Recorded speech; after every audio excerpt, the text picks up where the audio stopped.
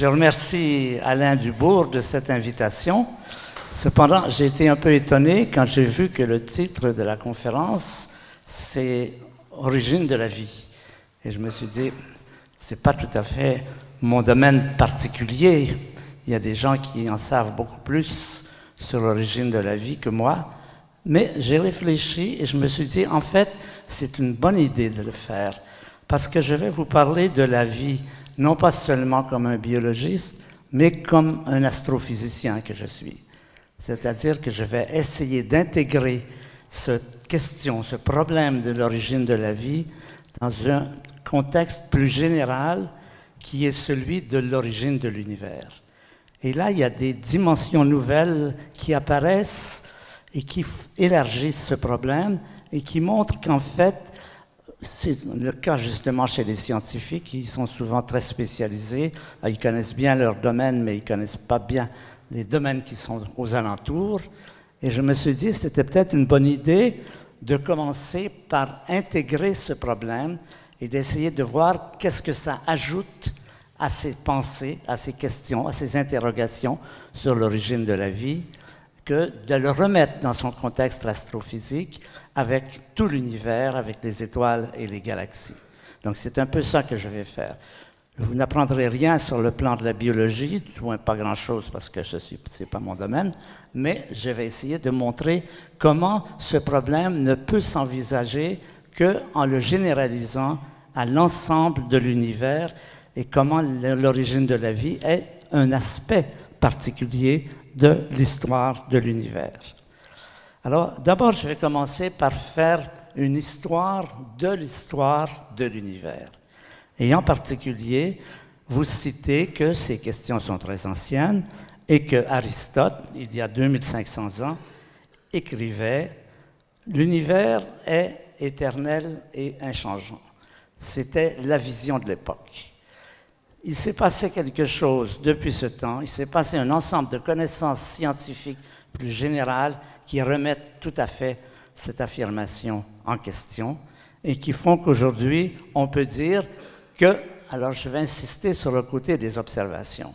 La science, ça se fait avec des observations.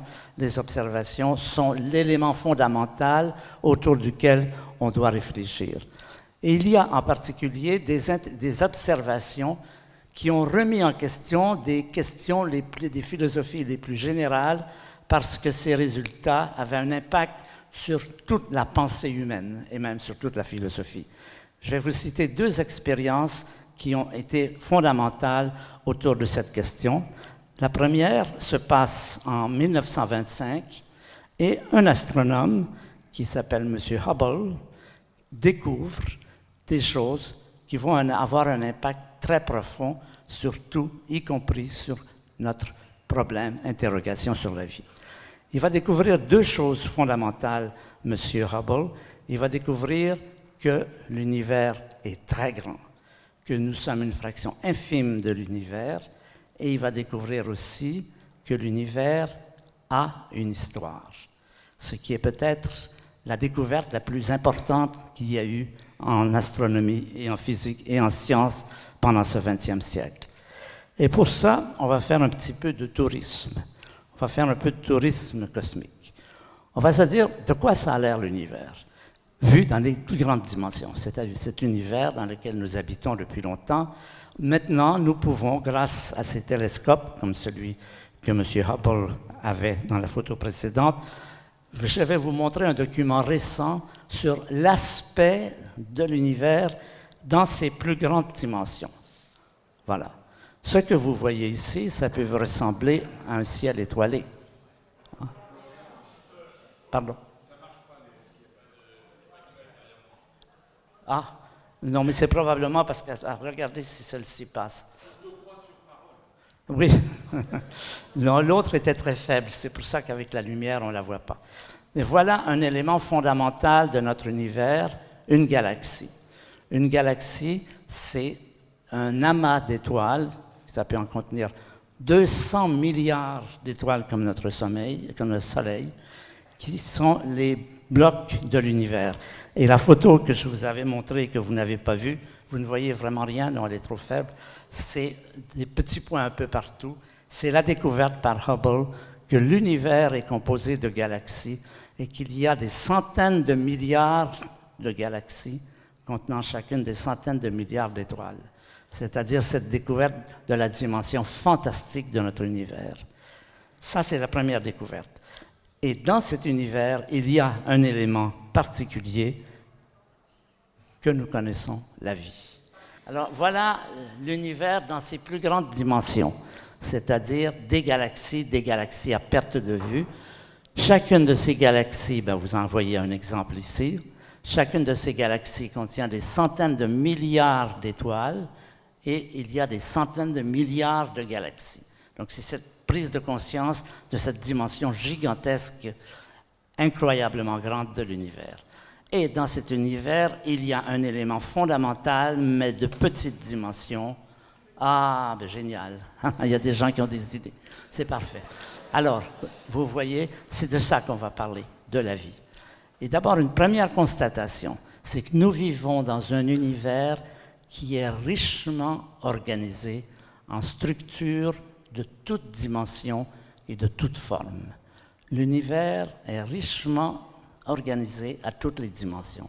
Dans les plus grandes dimensions, il y a des galaxies, ensuite il y a des étoiles, ensuite il y a des planètes, quand on diminue les dimensions, on retrouve sur la Terre la vie à des millions de variétés, ensuite des molécules, des atomes, des particules élémentaires. L'univers est aujourd'hui richement organisé de structures de toutes les dimensions. Ça, c'est un élément fondamental qui va jouer un rôle. Il y a d'une part ce qu'on appelle de la matière inerte, c'est-à-dire des galaxies, des étoiles, des planètes, et à petite échelle, des molécules, des atomes, des particules élémentaires. Et en parallèle, il y a de la matière vivante, qui sont les cellules, les plantes et les animaux. Ce sont les deux domaines que nous allons étudier avec une vision globale de ce qui se passe. Alors, je vous ai dit que la grande découverte de Hubble, c'était l'univers a une histoire. Comment sommes-nous arrivés à cela? Hubble a eu l'idée non seulement d'observer les galaxies, mais de vérifier leur mouvement, de découvrir si elles se bougent dans le ciel ou si elles sont immobiles. Alors qu'on pensait qu'elles étaient immobiles, il découvre au contraire, elles bougent. Et elles bougent avec un mouvement tout à fait particulier. Celles qui sont près de nous s'éloignent lentement, celles qui sont loin de nous s'éloignent vite. Toutes les galaxies sont en mouvement, et ce mouvement n'est pas un mouvement aléatoire, c'est un mouvement extrêmement organisé que j'ai représenté avec un petit schéma. Voilà, ici j'ai présenté l'œil de Hubble. Chaque petit point ici est une galaxie et chaque flèche est une vitesse. Et vous voyez comment les vitesses des galaxies sont structurées à l'échelle mondiale. Celles qui sont proches de nous s'éloignent lentement, celles qui sont loin s'éloignent plus vite. On dit l'univers est en expansion. Cette découverte fondamentale, elle dit ceci. Elle dit que dans le passé, ils étaient plus rapprochés, évidemment, puisqu'elles s'éloignent, et que dans le futur, elles seront plus éloignées. C'est-à-dire qu'il se passe des choses à l'échelle globale. L'univers n'est pas statique, il est en mouvement, il est dans ce mouvement tout à fait organisé. Entre parenthèses, ici j'ai mis l'œil de M. Hubble. N'imaginez pas que c'est le centre de l'univers. L'univers n'a pas de centre. Chaque galaxie dans cet univers, un M. Hubble qui l'habiterait verrait la même chose.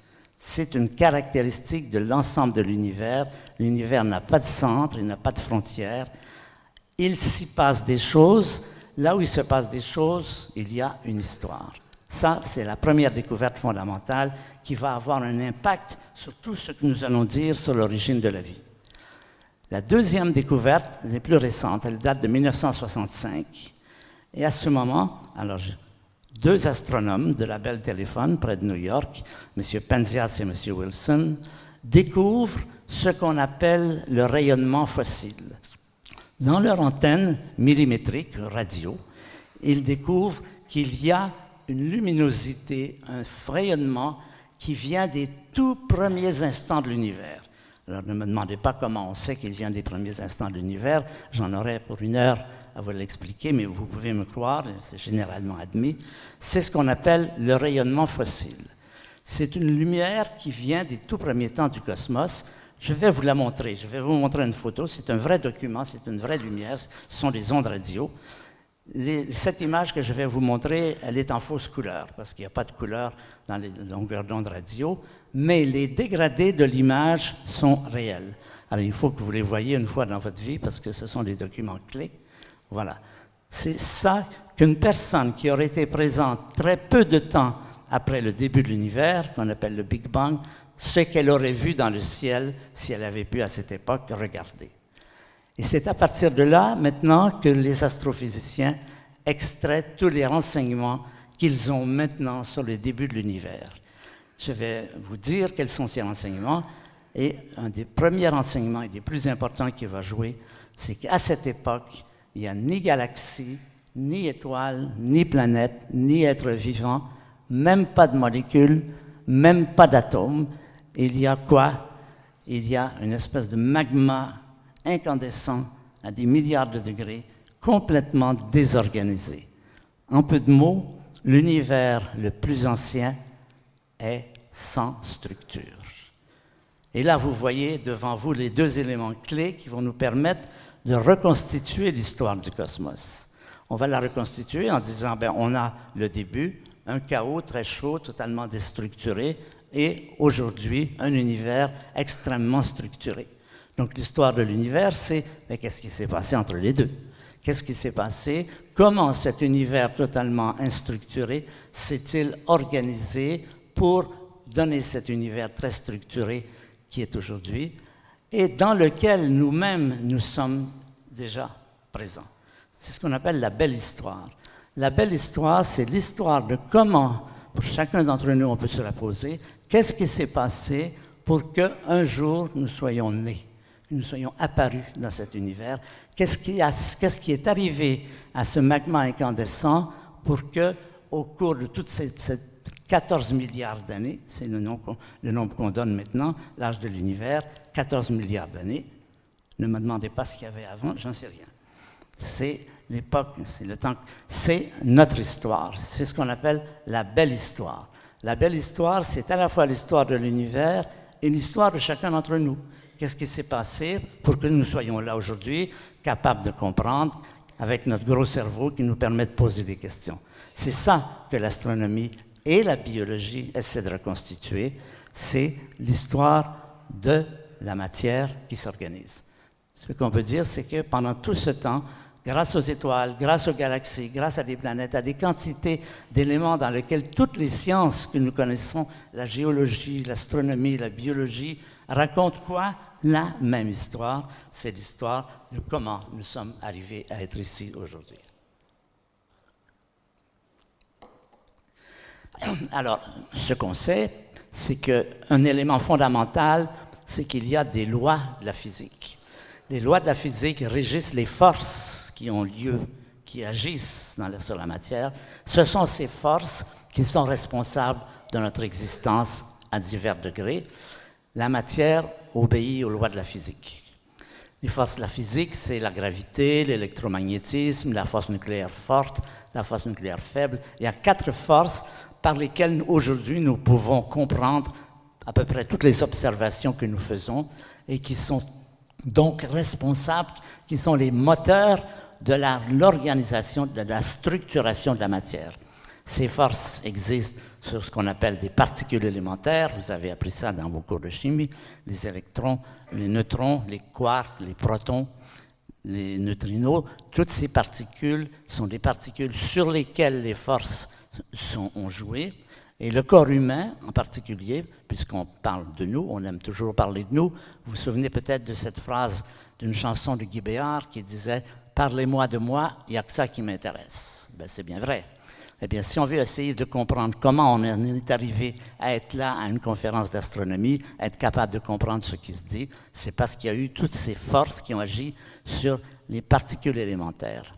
Donc, il y a de la matière, et cette matière est programmée. La matière est programmée, ça veut dire quoi? Ça veut dire qu'elle a des injonctions. Si vous lâchez une bille, elle va tomber. Là, je parle, mettez des guillemets. Hein. C'est comme si elle avait des injonctions. La matière obéit aux lois de la physique. Ces lois de la physique sont celles que vous connaissez. La matière est programmée et les lois s'expriment par de l'information. Ça, c'est un point fondamental. Les lois disent deux corps s'attirent inversement à leur distance ou proportionnelle à leur masse. Mais tout ça, ce sont des mots, c'est de l'information. C'est de l'information qui spécifie à la fois la nature des particules et la nature des forces qui s'exercent sur elles. Et la grande question aujourd'hui qui se pose, sur laquelle nous n'avons pas de réponse, mais qui est fondamentale, c'est l'origine de l'information. Comment se fait-il que la matière soit informée?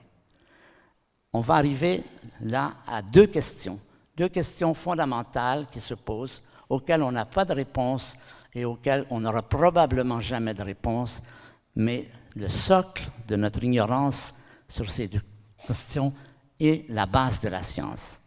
La première question, elle a été posée il y a à peu près 2 siècles par un philosophe qui s'appelle Leibniz. Pourquoi y a-t-il quelque chose plutôt que rien? Voyez, posez-vous cette question, vous voyez tout de suite que vous n'arriverez pas à y répondre. Il n'est pas possible de répondre à cette question.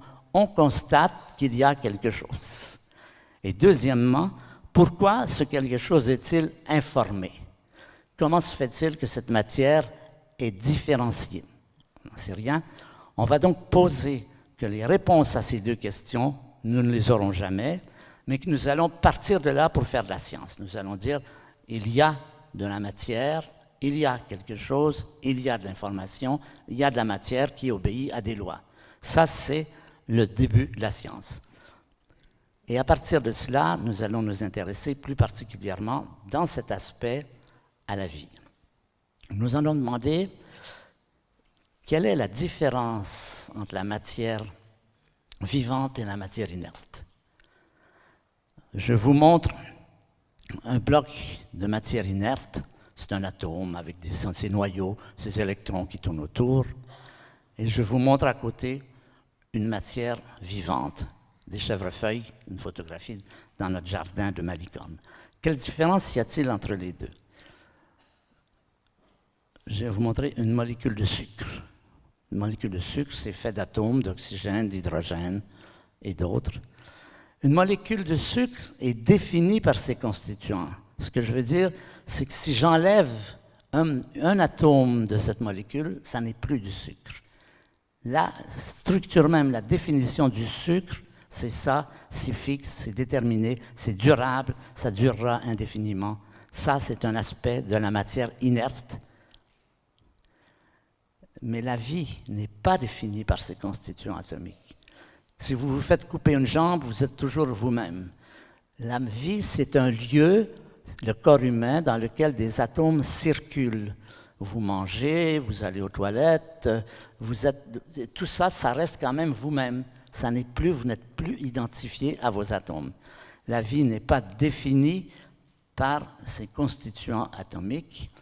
Les atomes circulent dans et hors de l'espèce vivante. Elle est définie par ses fonctions. Ce qui définit un être vivant, ce sont ses fonctions.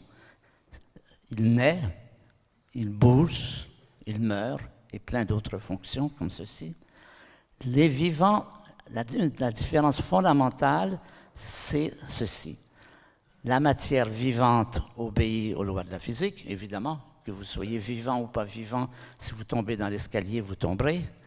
Mais la matière vivante, elle obéit aussi aux lois de la biologie.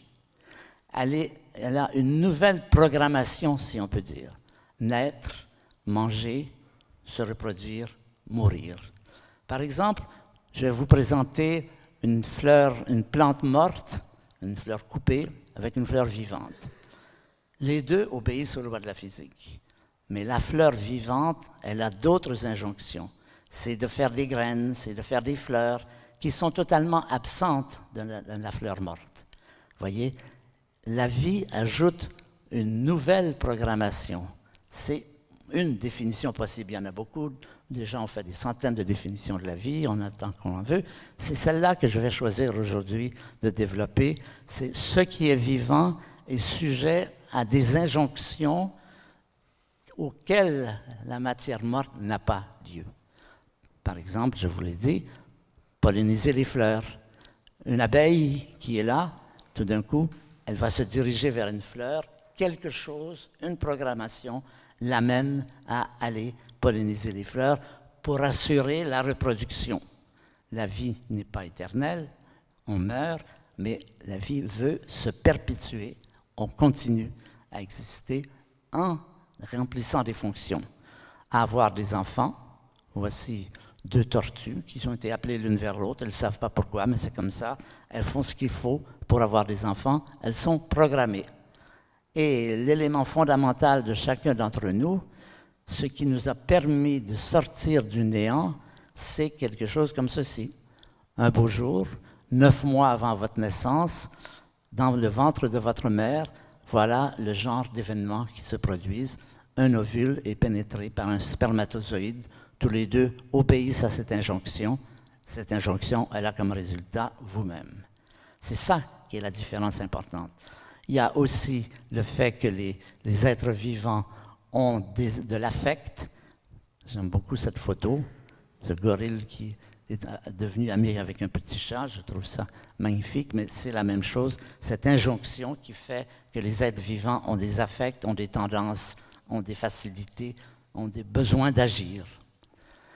Nous avons nous-mêmes, comme la matière, nous sommes également programmés, mais nous sommes programmés de 2 façons différentes. Nous avons une programmation génétique qui fait que quand vous mangez, les choses vont se mettre en place, vous allez digérer, mais aussi une programmation que je dirais mentale. Je vous propose de mettre votre main comme ceci devant vous, et maintenant, vous allez faire une expérience. Mentalement, vous allez dire à votre main, lève-toi. Elle va se lever. Vous vous rendez compte de ce que vous venez de faire? Ça, c'est de la matière inerte. Je n'ai mis aucun moteur. Le seul moteur, c'est répondre à une injonction. Je peux décider, moi, de bouger ma main. Et cette simple idée, qui est une idée, qui n'est pas un phénomène matériel, disons, suffit pour que je déplace ma main. Voilà les injonctions, les programmations de la vie qui sont, encore une fois, spécifiques aux êtres vivants. Si vous dites à votre chaise de bouger, elle ne bougera pas. Programmation génétique, digérer. Programmation mentale, bouger la main. La vie, on peut considérer la vie, tous les scientifiques ne sont pas d'accord là-dessus, mais moi c'est mon opinion et beaucoup d'autres scientifiques, la vie est une forme de la matière, c'est une phase de la matière, c'est la phase la plus évoluée de la matière cosmique. Elle peut avoir un comportement complexe, elle peut avoir de l'efficacité, tout ce que la matière inerte ne veut pas, ne peut pas. Et élément important, la mémoire. La matière vivante, par rapport à la matière inerte, elle a une histoire. Votre histoire personnelle est reliée dans vos gènes à 3 milliards d'années dans le passé, un génome qui a évolué pendant toutes ces périodes. Les vivants forment une grande famille du fait qu'ils ont tous une histoire antérieure, génétique, de reproduction et tout cela. Ce que n'a pas, évidemment, la matière inerte. La matière inerte n'a pas d'histoire. Avoir une histoire, avoir une mémoire, au sens où je le dis, c'est spécifique à la matière vivante. D'autres caractéristiques, la vie est extrêmement robuste. La géologie nous apprend que notre histoire sur notre planète est une histoire qui a été très houleuse. Il y a eu des périodes dans lesquelles il y a eu ce qu'on appelle des extinctions. Des phénomènes géologiques, quelquefois climatiques, quelquefois astronomiques, ont fait que dans les derniers milliards d'années, il y a eu 5 grandes périodes d'extinction qui ont pratiquement annulé la vie. On est venu quelquefois à avoir détruit plus de 95% des vivants. Mais la matière, elle a ses qualités. Par exemple, il existe aujourd'hui ce qu'on appelle des êtres vivants qu'on appelle des extrémophiles. Ce sont des molécules, des cellules plus exactement, qui sont capables de résister à des conditions extrêmes. Plus chaud que de l'eau bouillante, dans la radioactivité intense, dans le froid. Justement, on a appris récemment, grâce à M. Pesquet, celui qui a fait ces périodes sur l'ISS, M. Pesquet a trouvé, ou ses amis, en sortant de leur sonde spatiale, sur l'extérieur de la sonde spatiale, des petites cellules vivantes qui étaient là depuis des mois et qui étaient encore vivantes, c'est-à-dire qui ont pu vivre dans le vide. La sonde spatiale, l'ISS, elle va dans le vide où il n'y a rien. On était sûr qu'aucune vie ne peut vivre dans la sonde spatiale, ça n'est pas vrai.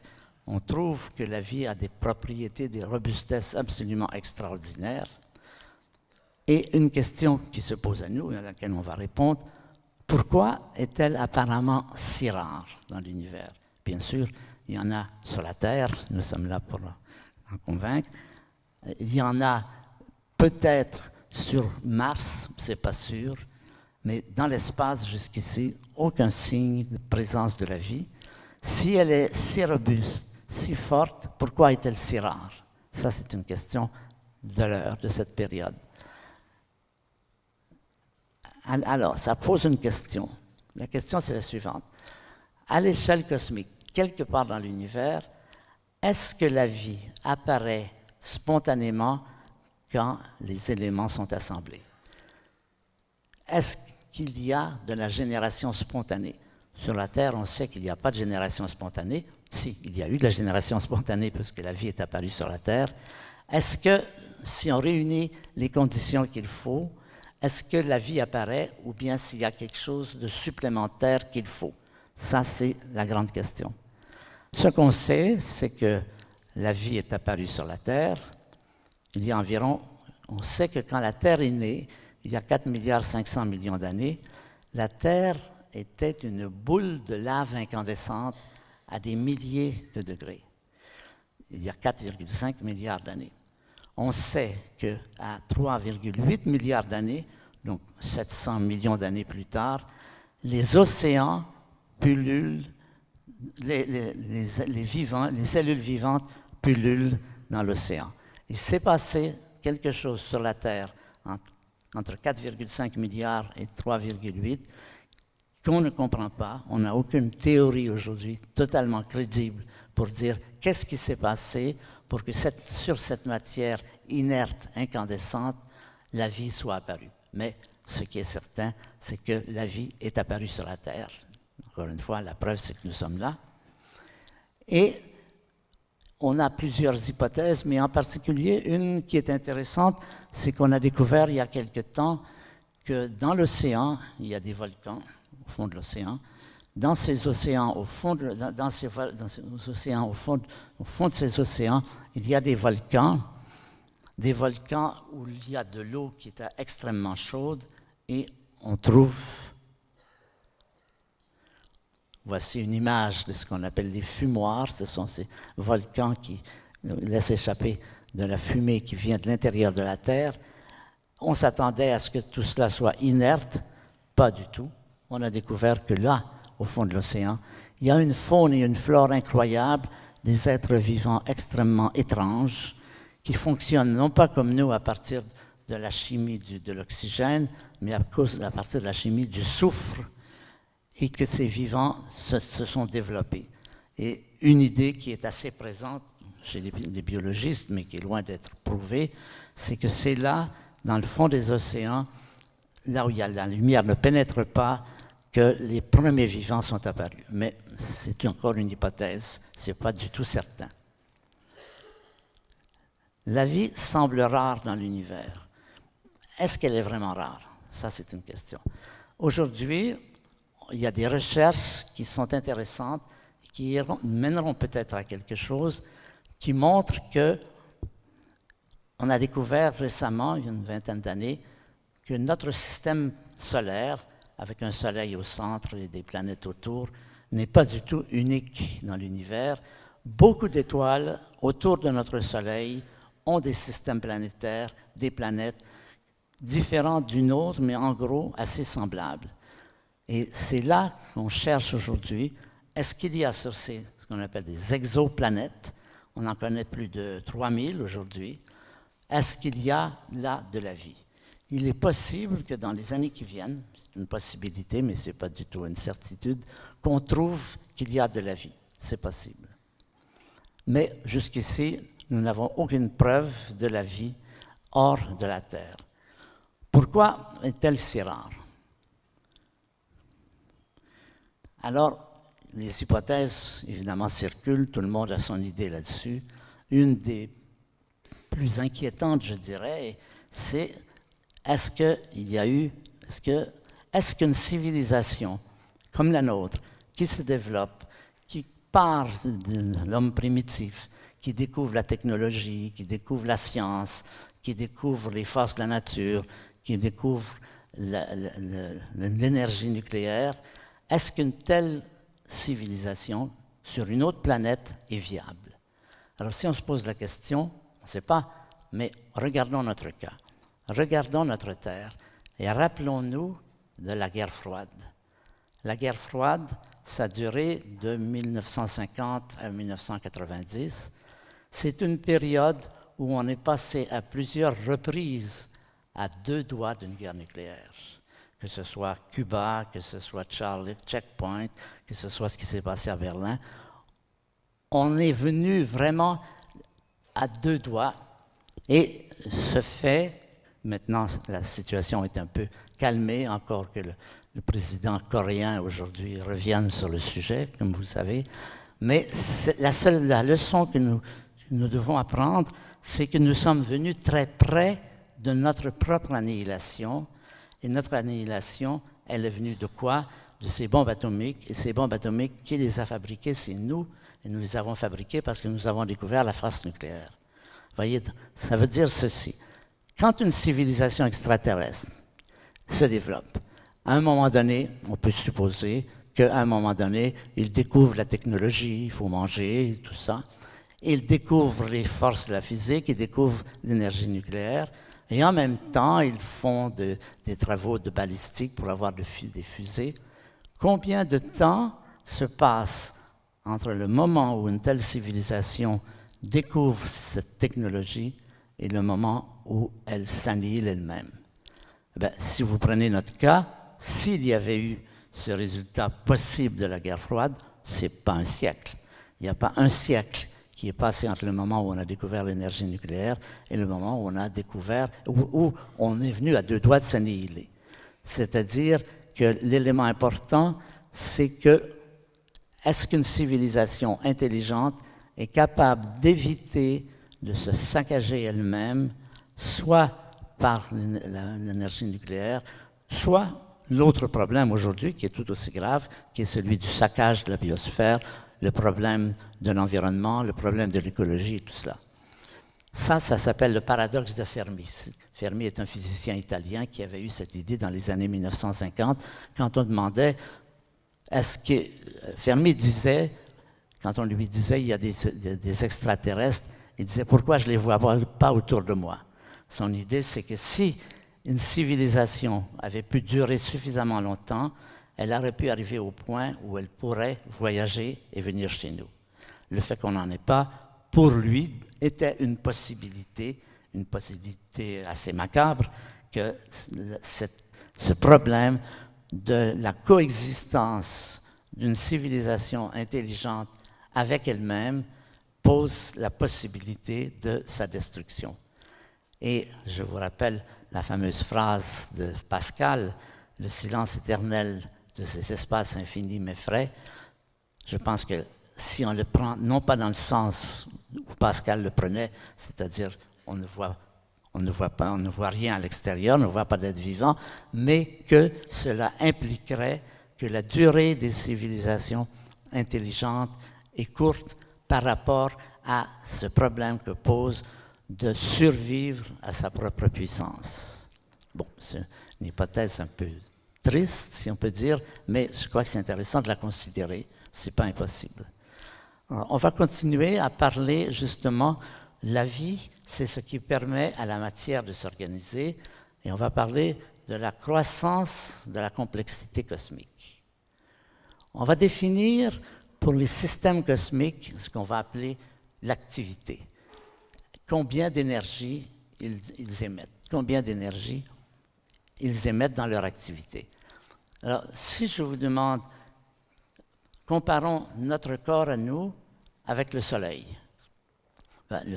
Notre corps à nous, l'énergie qu'on émet, c'est à peu près 100 watts. C'est à peu près l'équivalent d'une lampe de 100 watts. Le Soleil, c'est beaucoup, beaucoup, beaucoup plus, évidemment. Mais on va reposer la question autrement. On va dire, quelle différence entre l'énergie émise par notre corps et l'énergie du Soleil par gramme? Si on dit, oui, le Soleil il est beaucoup plus gros, bien sûr, donc pour avoir un jugement plus objectif, on va dire, quelle est la différence entre l'énergie que le Soleil émet et notre corps, le Soleil émet? Eh bien, vous ne me croirez pas, mais nous sommes 100 000 fois plus actifs que le Soleil par gramme de matière. Les étoiles émettent très peu d'énergie par gramme. Et dans l'univers, on a des échelles qui sont les suivantes. L'énergie émise par le Soleil, c'est à peu près 2 en termes d'erg par gramme par seconde, mais n'importe si ça ne vous dit rien. 2. Les plantes, c'est 1000 fois plus. Les animaux, c'est 100 000 fois plus. Et les ordinateurs, c'est des millions de fois plus. C'est-à-dire qu'il y a une gradation dans l'activité des êtres vivants. Les ordinateurs ne sont pas vivants, mais ils ont été produits par des êtres vivants. C'est le produit de l'activité humaine. Il y a une gradation. Les étoiles sont presque inactives par rapport aux plantes, aux animaux et aux ordinateurs. Et on a la même gradation quand on regarde quelle fraction de l'univers aujourd'hui est très actif. Et ça dit à peu près ceci. Les étoiles et les galaxies sont peu actives, représentent une fraction importante de la masse de l'univers. Les êtres vivants n'occupent qu'une minuscule fraction de la masse planétaire et les ordinateurs une infime fraction de la masse des êtres vivants. Vous voyez, il y a beaucoup plus de matière qui est restée très peu organisée, très peu complexe, que de matière qui est devenue de moins en moins complexe. Et maintenant, je vais vous présenter une petite collection des hauts lieux de l'organisation cosmique.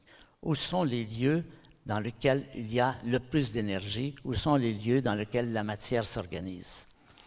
Et je commence par une première image. Ce que vous voyez devant vous, c'est une collision de galaxies. Vous avez 2 galaxies, une qui est ici, le centre est là, l'autre est là. Ces 2 galaxies entrent en collision.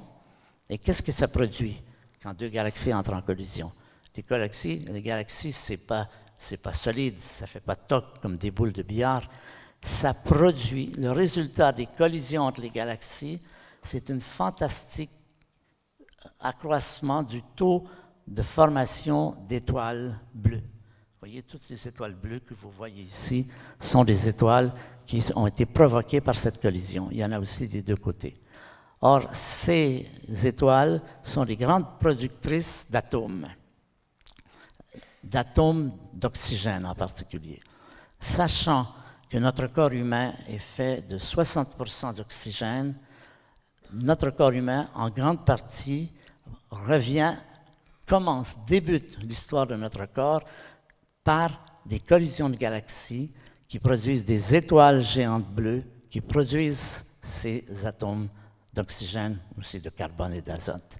C'est-à-dire que vous voyez là un haut lieu de où et comment la matière s'est organisée, la matière du corps de chacun d'entre nous.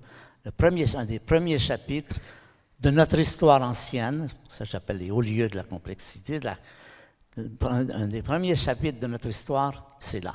C'est quand des galaxies entrent en collision, qu'elles forment des étoiles géantes bleues, lesquelles forment les atomes d'oxygène qui sont les principaux constituants de nos corps. Donc voilà un des hauts lieux de notre histoire, de comment nous en sommes arrivés à être ici. Un autre haut lieu, c'est quand des étoiles se forment.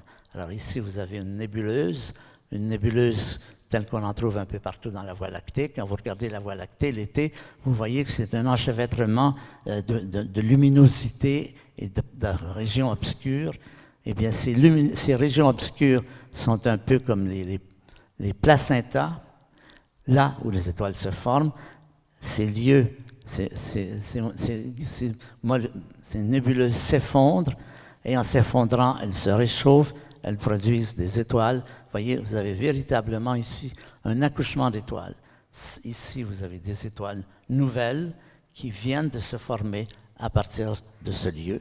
Et c'est dans ces étoiles que vont se former les atomes de notre corps. Et puis ensuite, un autre haut lieu de la croissance de la complexité, c'est la mort des étoiles. La mort des étoiles, les étoiles meurent quand elles ont épuisé leurs réserves en énergie, et à ce moment-là, elles se dispersent dans l'espace. Et vous allez voir un exemple. Voici ce qui reste.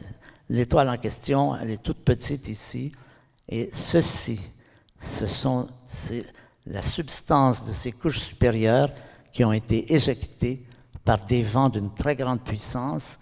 Et dans ces couches, il y a la moisson d'atomes qu'a fabriqué l'étoile dans sa vie et qui vont servir plus tard à des phénomènes comme l'apparition de la vie. Donc tout ça, ce sont des périodes, des étapes fondamentales par lesquelles la matière s'organise.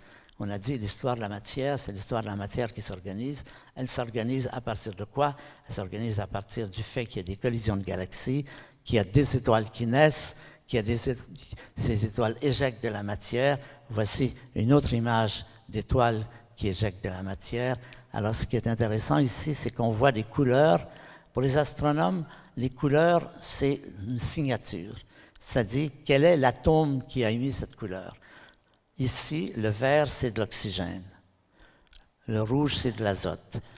Tous ces éléments qui brillent ont été éjectés, encore une fois, par cette étoile et vont se disperser dans l'espace, enrichir le milieu interstellaire et former de nouvelles étoiles à partir desquelles des nébuleuses pourront plus tard former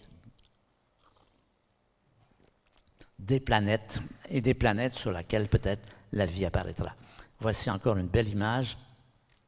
Là, c'est l'étoile ici qui est en train de brûler. Et vous voyez, elle a émis toute cette matière.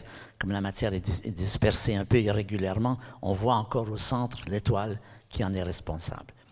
Et voici encore une image qui est de la même nature, le vert, le rouge.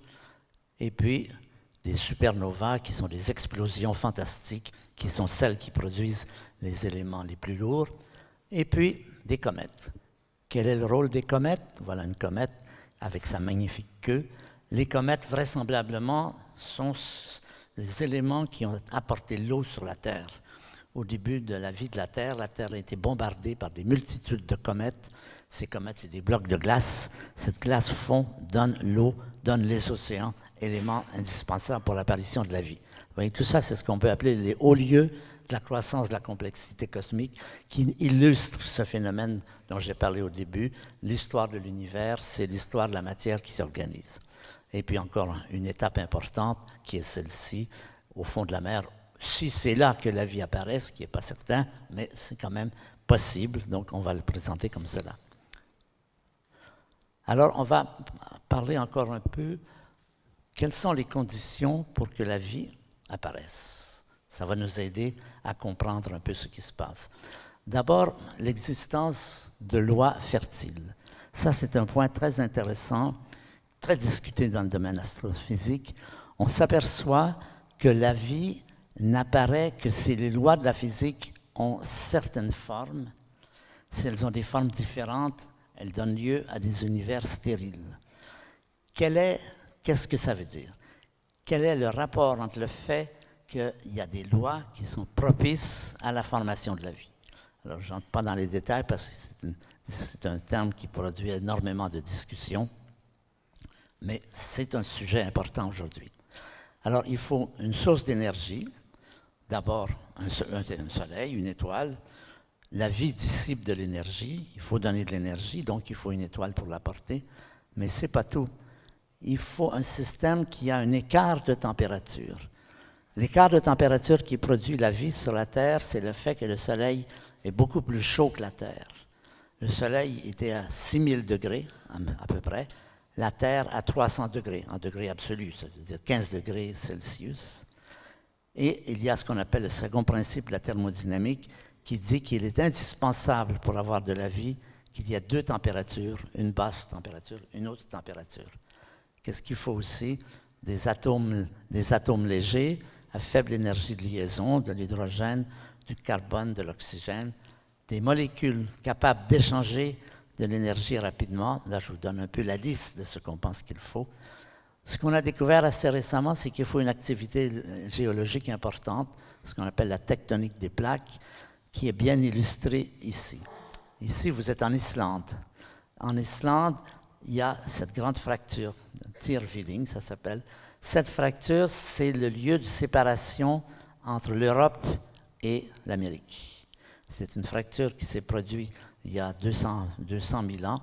Et cette activité de la Terre, qui est ces mouvements continuels des continents qui font les volcans, qui font les tremblements de terre, on s'aperçoit aujourd'hui, c'est indispensable pour arriver à avoir de la vie, pour avoir des conditions pour avoir de la vie. Ça prend beaucoup de conditions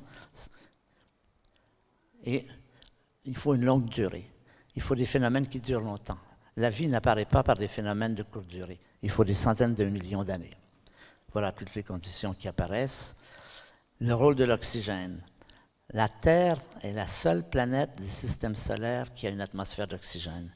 Les autres planètes ont des atmosphères de gaz carbonique ou d'hydrogène. La nôtre est la seule.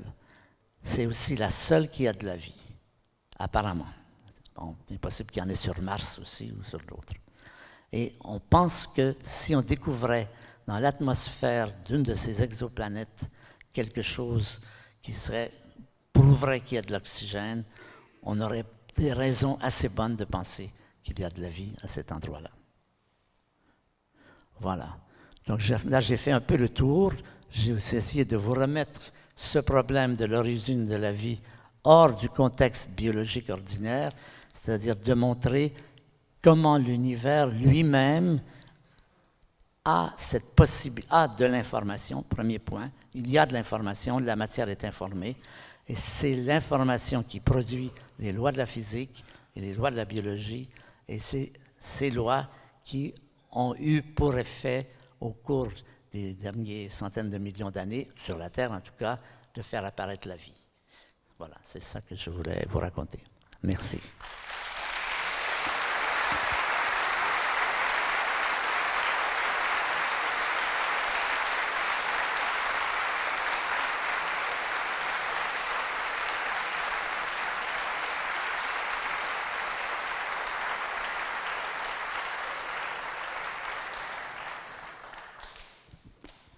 On a prévu une période de questions. Donc, si vous avez des questions ou même des commentaires, ce n'est pas nécessaire de formuler des questions. Ça peut être intéressant pour tout le monde. On va vous apporter un micro pour ceux qui voudraient poser des questions. Est-ce qu'on peut remettre la lumière, s'il vous plaît? Oui. Juste Hubert Rive, une question. Vous indiquez que la matière inerte n'a pas d'histoire. Or, juste à côté, le Muséum d'histoire naturelle nous a prêté des météorites qui sont admirables. Je vous invite à regarder. Ils ont une histoire, ces météorites. Ben, ça dépend de ce qu'on appelle avoir une histoire, évidemment. Une histoire, je veux dire quelque chose qui vous relie à tout le restant. Les êtres vivants, nous sommes tous reliés au fait que la vie s'est développée, mais toujours la vie produit la vie. Aucune vie ne vient spontanément. Aucune vie n'est isolée. Chacun peut se relier à une famille et plus loin à beaucoup d'animaux qui ont évolué et tout ça.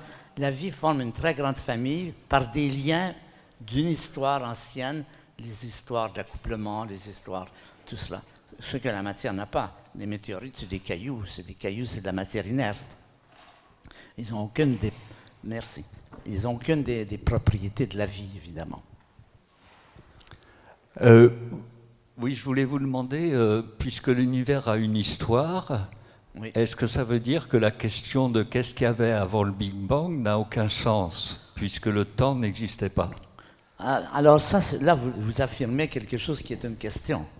Le temps existait-il avant le Big Bang? On n'en sait rien.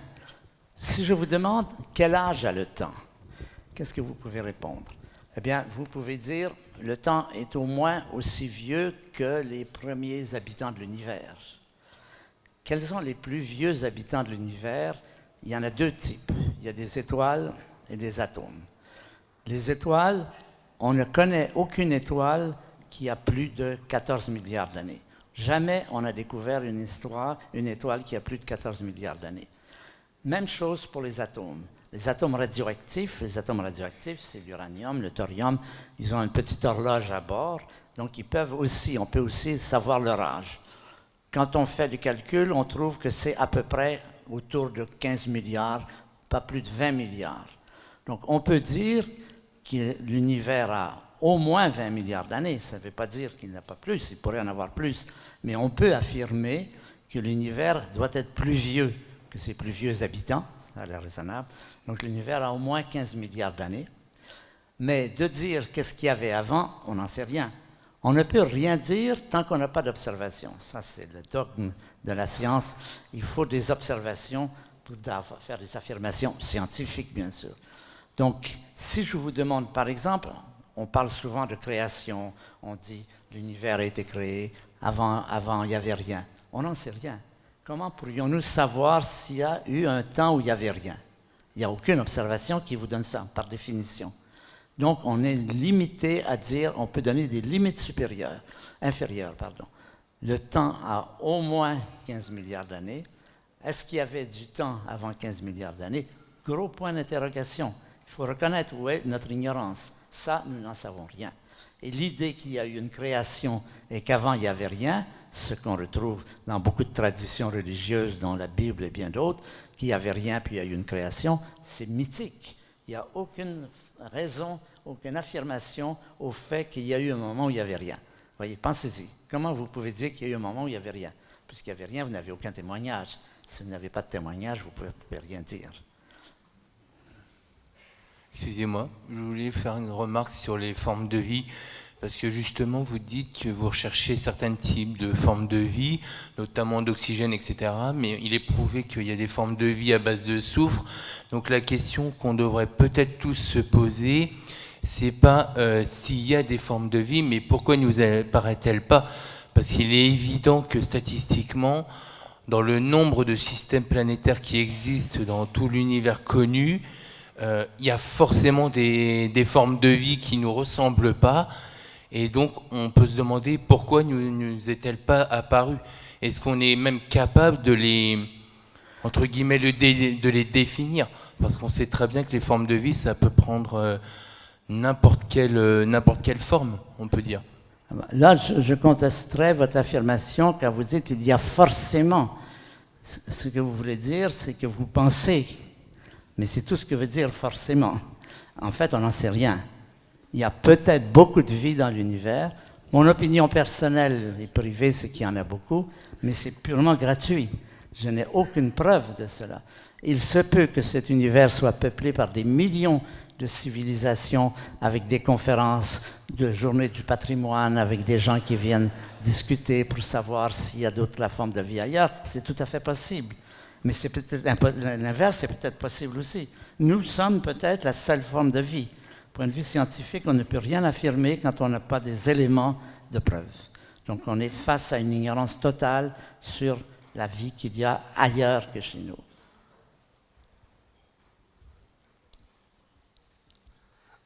Oui.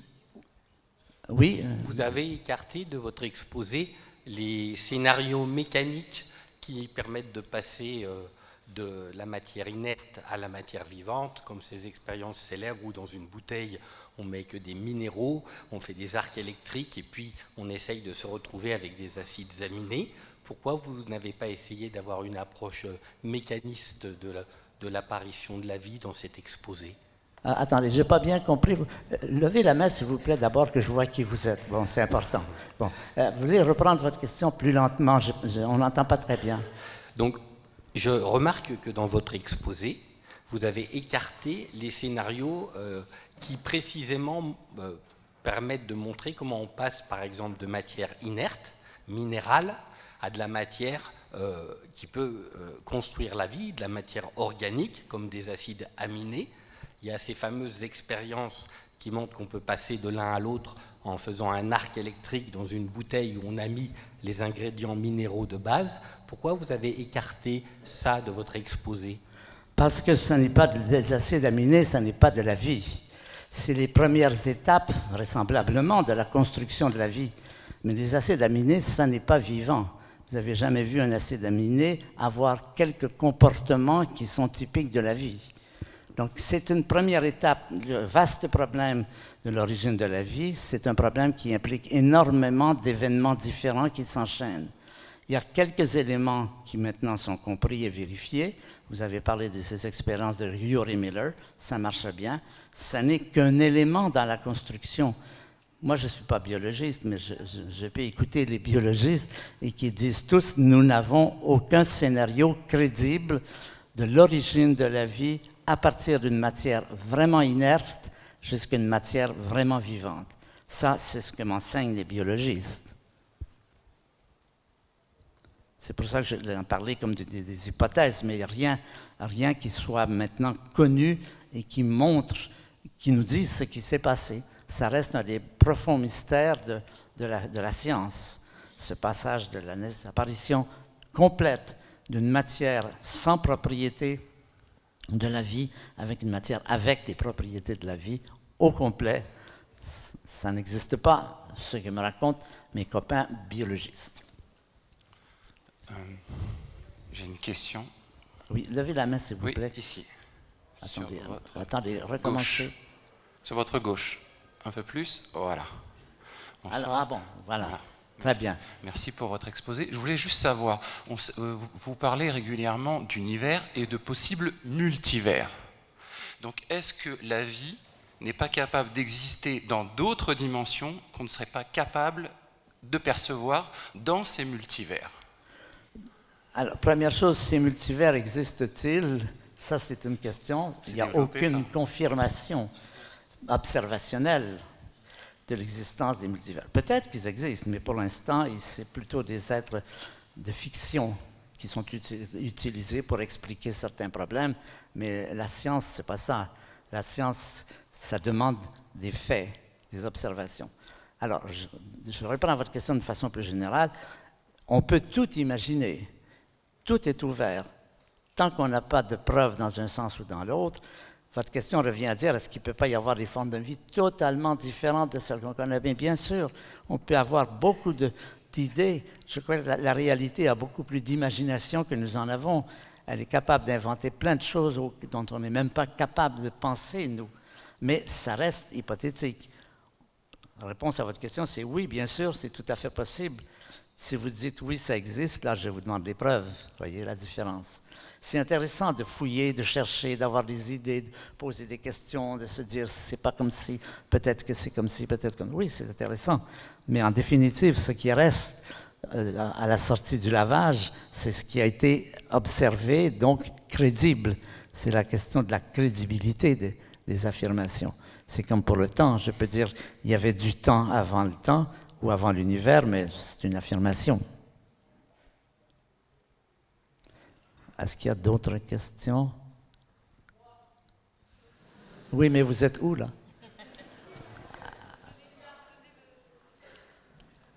Ben, il y a une lumière, je ne vois pas bien. Oui, ben, allez-y. Oui. Ben, allez-y, posez votre question, s'il vous plaît. Alors, tout d'abord, monsieur, pour moi, c'est une grande joie de vous écouter. Merci. Je pense pour nous tous. Joie, oui. Merci. Merci. Alors j'ai une question, parce que moi c'est des questions très très basiques. Vous avez dit, confirmé par une autre question, qu'on n'est pas capable d'expliquer le changement de la matière non vivante au vivant. On ne sait pas expliquer ça. Donc, vous allez me le confirmer. Et j'ai une autre question, monsieur, pardonnez-moi, qui n'a rien à voir avec ce que vous venez d'expliquer, mais comme vous êtes tellement connu, je vous pose la question. J'ai lu ce bouquin magnifique qui s'appelle Sapiens. Hier, sur LCP, il y avait, si vous voulez, l'écrivain. C'est plus que l'origine de la vie. Sapiens, c'est l'origine de notre vie, Homo sapiens. Il a écrit un autre bouquin qui doit être fantastique, Homo Deus. J'ai l'impression qu'Homo sapiens va disparaître. Merci. Je sais que c'est le thème du livre de M. Harari. Oui, oui, j'ai eu l'occasion de le rencontrer. Pardon? C'est très intéressant. J'ai eu l'occasion de le rencontrer. Je pense que, bon, je suis assez d'accord sur beaucoup de ces points. Il y a d'autres points dans lesquels il manifeste, je dirais, une certaine naïveté. C'est-à-dire, il défend l'idée que la science contemporaine va, comme vous avez dit, faire disparaître l'être humain, mais surtout qu'elle va faire disparaître les religions. Parce que, dit-il, quand on aura suffisamment d'organigrammes, de big data, les religions disparaîtraient. Alors, je lui donne comme objection, au début du XXIe siècle, nous avons vu surgir la foi profonde de l'islam, les intégristes musulmans, qui sont tout à fait à l'opposé de l'idée que nous sommes à veille de voir disparaître les religions. Au XXIe siècle, on tue encore pour Dieu, pour l'image de Dieu. Ça me paraît incompatible avec l'idée qu'on est en train de faire disparaître les religions. Les religions sont quelque chose de très profond dans l'humanité, quelque chose qui est durable apparemment et qui amène aux meilleures choses et aux pires excès, évidemment. Mais de penser que la science va éliminer cette puissante motivation du comportement humain. Je prends la religion comme une motivation du comportement humain qui, chez certaines personnes, donne lieu au Bataclan, par exemple, c'est-à-dire tuer pour l'image, pour la figure de Dieu. Mais moi, ça ne me paraît pas du tout évident que nous allons vers une diminution de l'importance des religions, non plus que l'importance de la politique, dont il dit que maintenant, c'est les ordinateurs qui vont régler tous les problèmes. Regardez 4 élections. L'élection de M. Trump aux États-Unis, l'élection de M. Macron, l'élection de M. Au Canada, Trudeau, oui, sont totalement à contre-courant de tous les sondages politiques. Aucune de ces élections n'a été prévue correctement par la politique. Ni celle de Trump, évidemment, parce que personne n'y croyait, ni celle de Macron. Ben si, Macron, mais on ne pensait pas qu'il allait l'apporter avec d'une telle façon. C'était totalement stupéfiant. On pouvait supposer qu'il allait gagner, mais pas qu'il allait l'emporter comme ça. Ni celle de monsieur, comment est-ce qu'il s'appelle, en Autriche, l'écologiste qui l'a emporté, ni le Brexit. Coup sur coup, on voit à la faillite des sondages politiques. Alors, de dire qu'on est en train, en accumulant les données, de voir disparaître la politique, moi, je n'y crois pas. Ça me paraît pas, c'est intéressant, mais ça ne me paraît pas compatible avec ce qu'on voit. Et justement, il y a 2 jours à la télévision, il y avait une émission très importante sur le terrorisme. Et on posait la question, comment se fait-il que dans chaque cas d'attentat terroriste, les auteurs étaient connus par les centres de renseignement? Ils étaient connus, ils étaient fichés. Comment se fait-il que c'est un tel échec? Eh bien, les gens ont donné la réponse, parce qu'il y a trop de données. Quand vous avez assemblé trop de données, vous ne savez plus quoi en faire. Vous ne savez plus en tirer des conclusions. Donc, je suis sceptique sur les rêves de M. Harari. Bon, c'est une position personnelle, mais ça ne m'a pas beaucoup convaincu. Pardon? Ça, je ne sais pas. Non, il ne m'a pas convaincu, non. Non. Ben, parce qu'il y a ces objections. de dire qu'on voit Auguste Comte en 1850, il y a eu d'abord l'époque des religions, ensuite l'époque de la philosophie, ensuite l'époque de la science, et les religions et la philosophie vont être effacées. En 1850, c'est loin de Daesh, ça. Daesh est la preuve du contraire, que la religion n'est pas du tout absente de l'activité humaine, qu'elle est d'une certaine façon aussi présente qu'elle l'a toujours été, s'il faut dire les choses. Plus, je ne sais pas, mais au moins autant. Bonjour. Bonjour. Oui. Je suis en face de vous. En face. Ah, je vous vois. Parfait. Voilà. On a retrouvé de la matière organique sur la surface de Titan. Est-ce que c'est la forme de vie, enfin, ce qui se rapprocherait d'une forme de vie, le plus proche de la forme de vie à notre connaissance en dehors de notre planète? Attends, répétez s'il vous plaît le début, j'ai manqué le début. On a observé, une sonde a observé, je ne me rappelle plus le nom, de la matière organique qui couvrirait tout le sol de Titan. Tout le sol de Titan. Titan. Titan, oui. La satellite de Saturne. Tout à fait.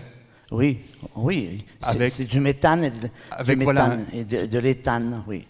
Tout à fait. Et donc ça, est-ce que c'est ce qui se rapprocherait le plus de la vie en dehors de la planète Terre? Non, on a trouvé sur certaines météorites, on a trouvé des acides aminés beaucoup plus complexes. Sur la météorite Hutchison, par exemple, on a trouvé de la glycine, c'est-à-dire un des 4 acides aminés du code génétique. On trouve dans beaucoup d'endroits des molécules complexes qui sont, si on peut dire, les premiers pas vers la vie, bien sûr, qui sont beaucoup plus complexes que ce qu'on a sur Titan. Titan, les données sont moins connues. On sait qu'il y a du méthane, de l'éthane, 3 ou 4, mais on n'a pas jamais trouvé d'acide aminé sur Titan. Mais même si on en trouvait, encore une fois, on peut considérer ces molécules comme des étapes dans l'évolution, mais un acide aminé n'est pas vivant au sens d'avoir les fonctions du vivant.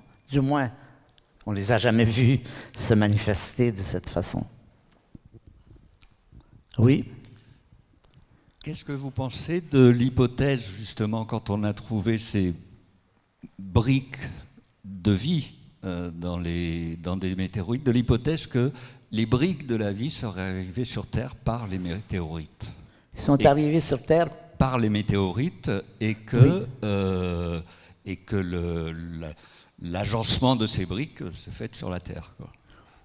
Alors, c'est fait effectivement qu'on trouve ces météorites dans lesquelles il y a les briques de la vie, et il y a une idée qui est présente et qui n'est pas idiote à mon avis, c'est est-ce qu'il est possible, nous savons que nous recevons sur la Terre des météorites qui viennent d'autres planètes, de Mars en particulier. Il y a une collection de météorites dont on a la preuve qu'elles arrivent de Mars. Comment elles arrivent-elles de Mars? On appelle ça le billard cosmique. Imaginez une météorite qui frappe Mars d'une façon comme un ricochet, qui en extrait des morceaux. Ces morceaux repartent dans le système solaire. On a trouvé des morceaux qui viennent de Mars, des morceaux qui viennent de la Lune aussi. L'idée qui est souvent proposée, supposons que dans ces planètes, il y ait des formes de vie cellulaires très, très primitives, que ces formes de vie soient présentes dans certains de ces cailloux qui sont extraits de Mars et qu'elles survivent au choc, ce qui est possible, et que la vie finalement sur terrestre soit venue de Mars. Ça, c'est une hypothèse qui est très populaire aujourd'hui. Nous sommes tous des Martiens. Bon, évidemment, il n'y a aucune preuve de tout cela, c'est plutôt de la fantaisie. Mais ce n'est pas impossible. C'est pas impossible. On admet qu'il n'est pas impossible que des êtres vivants englobés dans des cailloux sur Mars soient arrivés chez nous par ce phénomène dit du billard planétaire. Mais pour l'instant, ce n'est pas prouvé. C'est une hypothèse. Il n'y a pas de preuve de cela.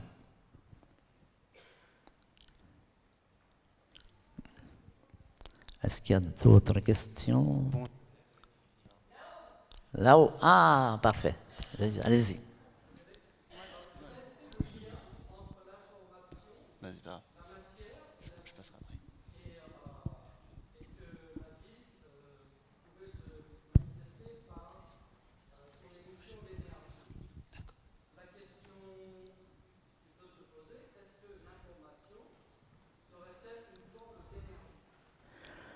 Oui, c'est une question. Je ne sais pas comment y répondre. Je ne sais pas.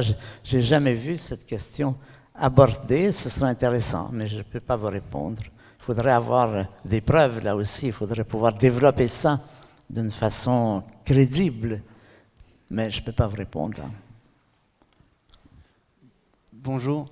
Merci pour votre présentation. Je suis juste en face de vous aussi, un peu à votre droite. Ça, on va dire que c'est midi, 1 heure, 2 heures, 3 heures. 2 heures 3 heures. On a fait un voyage dans le temps. Oui. Et j'ai bien suivi votre présentation. Et vous parlez à un moment donné d'énergie et comment expliquez-vous qu'un soleil puisse produire de l'énergie moins par gramme qu'un être humain ou une plante? Alors, je vous dirais, c'est un fait. Alors, cherchez l'explication, mais c'est un fait, ça peut se calculer. On connaît la masse du Soleil, on connaît aussi l'énergie qu'il émet. Donc, si on veut l'énergie par gramme, eh bien, on divise l'énergie par la masse. Et si on prend le corps humain, on peut faire la même chose. Comme je vous ai dit, le corps humain est équivalent à peu près à 100 watts. Une lampe de 100 watts, c'est à peu près l'énergie quand vous réfléchissez vraiment intensément. C'est à peu près ça que ça produit. Si vous êtes dans une pièce comme ici et qui est glacée, la pièce se réchauffe assez rapidement, même si elle n'est pas glacée d'ailleurs. Chacun d'entre nous émet autant d'énergie qu'une ampoule de 100 watts. Alors, on fait ce calcul pour le corps humain et on trouve une certaine valeur, quelques milliers d'ergs par gramme seconde, et on fait ce même calcul pour le Soleil, on trouve 2 ergs par gramme seconde. Les physiciens savent ce que je veux dire. Eh bien voilà, c'est un chiffre. Alors, si vous voulez l'expliquer, c'est autre chose. Je vous dirais, c'est d'abord une constatation. C'est une observation. C'est que le Soleil, il est très gros. Ça lui permet, même s'il n'émet pas beaucoup d'énergie par gramme, comme il a beaucoup de grammes, ben, ça fait beaucoup d'énergie.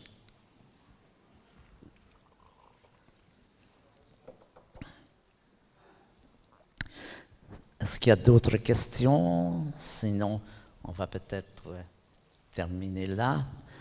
Merci beaucoup. Merci de votre...